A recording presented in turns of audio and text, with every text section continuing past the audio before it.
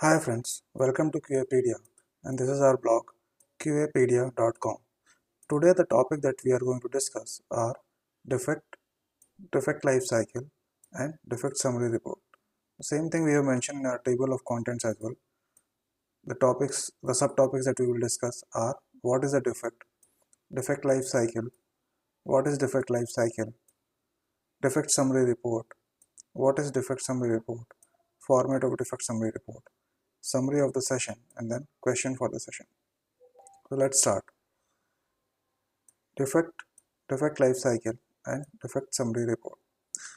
In the last session, we had discussed about test case execution, which is one of the testing term, and in this session, we are going to discuss about defects, which is another testing term. Okay, so what is a defect? In our last session, when we were discussing about test case execution, then we found that in the process of test case execution, some test case gets passed and some test case gets failed.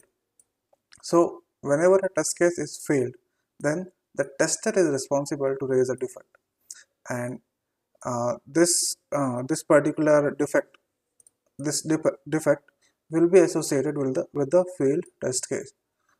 So defect will contain all the information such as steps to reproduce the issue, test data that we have used, actual result, and expected result. All these information would be available in defect.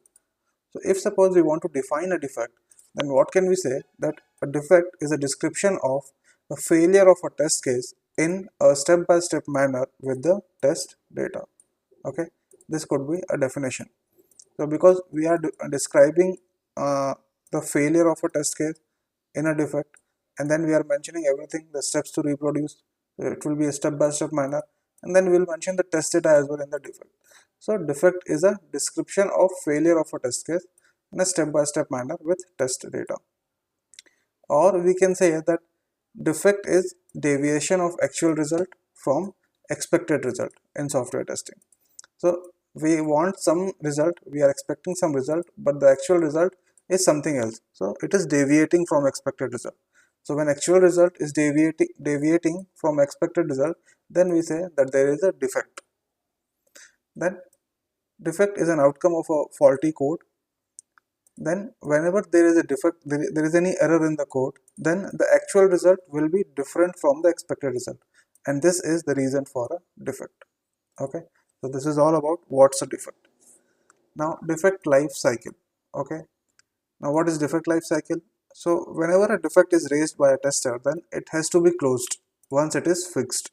Okay, so a defect has to go through different status over this particular process from open to close, and this is called defect life cycle. Okay, so in defect life cycle, a defect will have to go through these statuses, or a defect will have to go to these statuses. So this is a defect life cycle for scenario 1. When a defect is open, the tester has opened a defect, and then it goes to in review status. What is in review status? In review status is a status when the manager, developer, or the business analyst will review the defect. Okay, then after in review, the defect goes to in dev status. It has to be developed. So developer will analyze a defect in this particular in dev status, and then will start working on the code fix of the defect. Okay, then in testing status. So when the developer will fix the code, what is in testing status? When the developer will complete the code fix for the defect, then the developer will move it to the tester for testing it, and at that time the status will be in testing, and in this particular status tester will test the defect. Okay, and then comes the fixed status. So what is the fixed status? When the tester tested the defect and found the defect is fixed, so tester will move it to the fixed status, and then comes the closed status. So after fix, the tester will move the defect to closed status. Okay, then there could be this scenario as well, when the tester has opened the defect and then it moves to in review, where the developer will review the defect or manager will review the defect. Then it goes to in dev, where developer will provide the code fix, developer will work on the code fix. Then it goes to in testing, The tester will test the defect in this case, and then the tester will find that the defect is not fixed. So if the defect is not fixed, in that case what will happen? The tester will reopen the defect. Okay, so what is reopen? When the tester finds the defect is not fixed, then the tester will reopen the defect. Then after reopening, again it has to go to in review status, where managers or developers will review the defect. Then it goes to in dev status, again developer will develop the code for that, and then it goes to in testing again, where the tester will test it. And then if suppose this time the tester finds it is fixed, then tester will move the defect to fixed status, and then developer will move the status to closed status. So these are different status for a defect, when the defect has to go through which all those status. Then comes defect summary report. So what is a defect summary report? When we do software testing in a project, then there will be many defects. Okay, so testing team will raise a lots of defects. Now if we want to track those defects, then we need to keep all the defects in a detailed document, and this document is called defect summary report.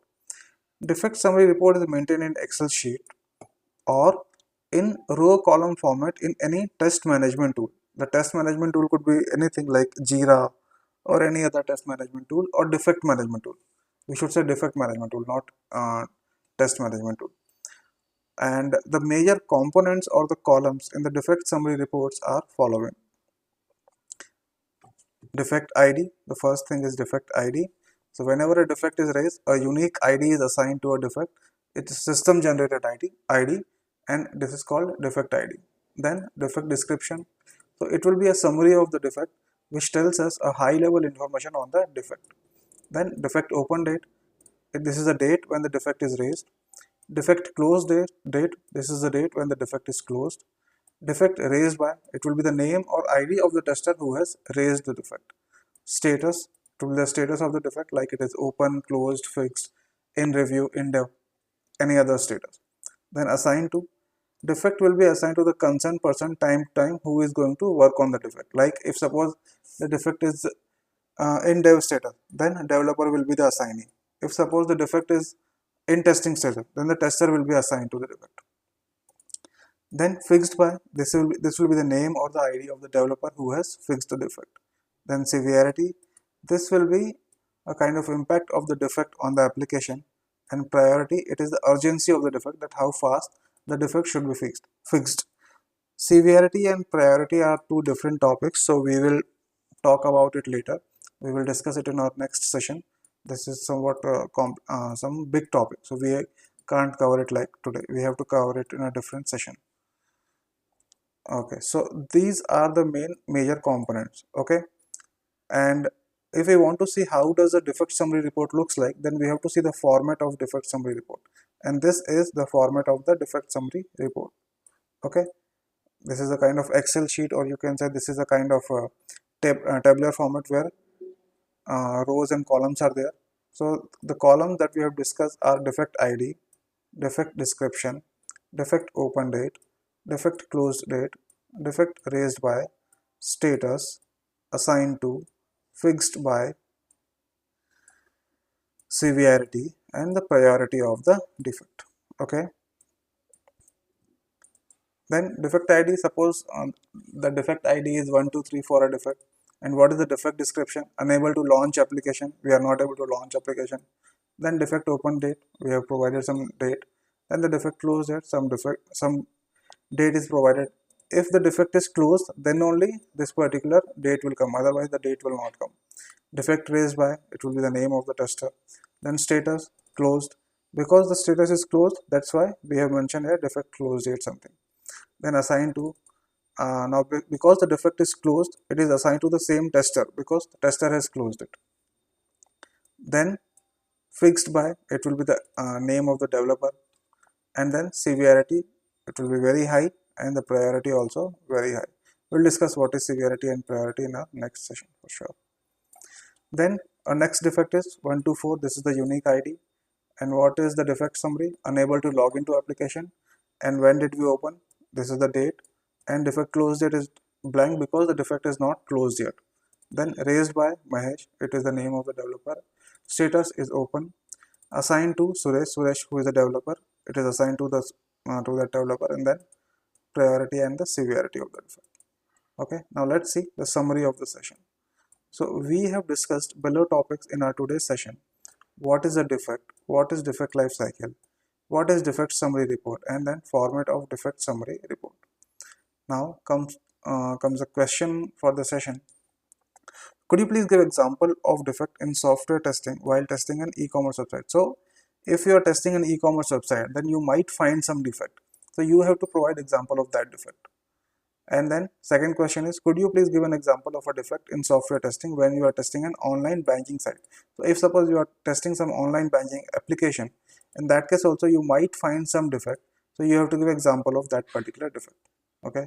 So that's it for the session. And if you want to get the notes for the session, you can go to this complete particular blog and get the notes for this. Thank you very much, guys.